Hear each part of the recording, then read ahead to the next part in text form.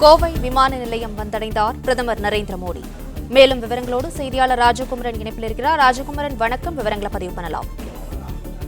2.5 kilometre நீளம் கொண்ட வாகன பேரணியில் பங்கேற்று கோவை மாநகரில் பாஜகவிற்கு ஆதரவு திரட்டுவதற்காக பிரதமர் நரேந்திர மோடி தற்பொழுது கோவை விமான நிலையம் வந்தடைந்திருக்கின்றார். கர்நாடக மாநிலத்தில் நடைபெற்ற தேர்தல் பரப்புரை கூட்டத்தில் சற்று முன்பாக பேசி முடித்திருந்த பிரதமர் நரேந்திர மோடி அங்கிருந்து நேரடியாக விமானம் மூலம் தற்பொழுது கோவை மாநகரத்தை வந்தடைந்திருக்கின்றார். இதுவரை இல்லாத அளவு பாஜகவினர் உற்சாகத்தோடு இன்று கோவையில் இந்த நிகழ்ச்சியை ஏற்பாடு செய்திருக்கின்றார்கள். வழக்கமாக பிரதமர் பொதுக்கூட்டங்களில் பங்கேற்க வரும் பொழுது மிக அரிதாக வாகனத்தை விட்டு கீழே இறங்கி பொதுமக்களை சந்திப்பார். வாகனத்தில் நின்று கொண்டே பயணம் செய்து பொதுமக்களை நோக்கி கையசைப்பார்.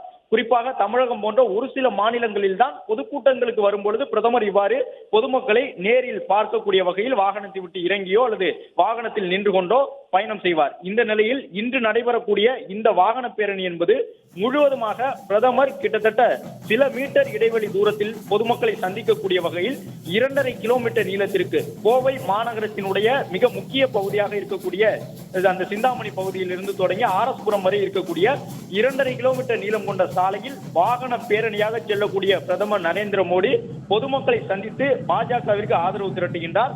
அது மட்டுமல்லாமல் இந்த 2.5 கிலோமீட்டர் தூரத்தில் சிறிதளவு தூரம் பிரதமர் நடந்து செல்வதற்கும் வாய்ப்பு இருப்பதாக பாஜக தரப்பில் தெரிவித்திருக்கின்றார்கள். பிரதமர் கோவையில் இன்று எந்த ஒரு இடத்திலும் உரை நிகழ்த்தவில்லை.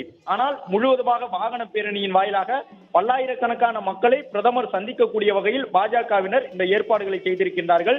பல்வேறு கலை நிகழ்ச்சிகளுடன் கரகாட்டம், தப்பாட்டம், மயிலாட்டம், ஒயிலாட்டம் என்று சாலையின் 2 பகுதியிலும் ஏராளமான கலை நிகழ்ச்சிகள், கலை நிகழ்வுகளில் ஈடுபடக்கூடிய கலைஞர்கள் என்று கோவை மாநகரம் அந்த 3 கிலோமீட்டர் தூரம் அளவிற்கு விழாக்கோலம் பூண்டு காணப்படுகின்றது.